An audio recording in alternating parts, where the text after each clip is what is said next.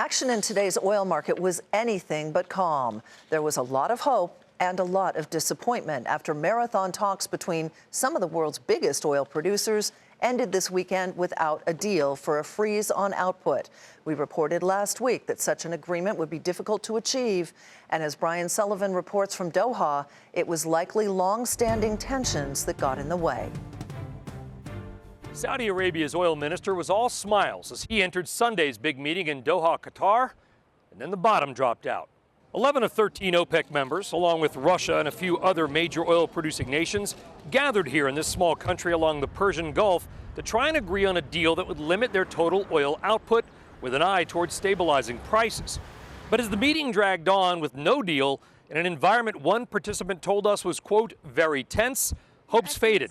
And after about 12 hours of negotiation, the Qatari oil minister came out to tell the horde of reporters that no deal was struck. The meeting concluded that we all need time for further consultation,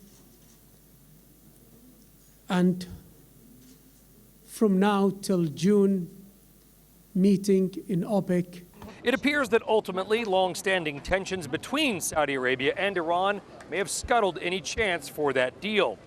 Iran chose not to attend the summit, hinting that they viewed it as unfair. Other OPEC members were trying to limit their own output at high levels, while essentially forcing Iran to cap production well below what that nation is capable of producing.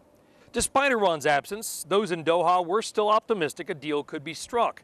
However, Nigeria's oil minister told us after the meeting that Iran's absence was a key reason any deal failed. There were some members of OPEC who felt in the absence of Iran, unless Iran could be obligated to go with the general pack, then it wasn't going to be effective. And so we went back and forth on those, trying to work alignments. But it was clear that unless you had everybody in the ballpark, it doesn't matter what we agree.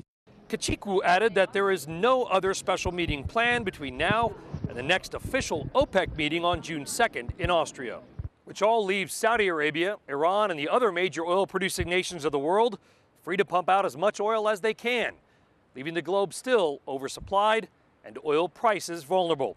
For Nightly Business Report, I'm Brian Sullivan in Doha, Qatar.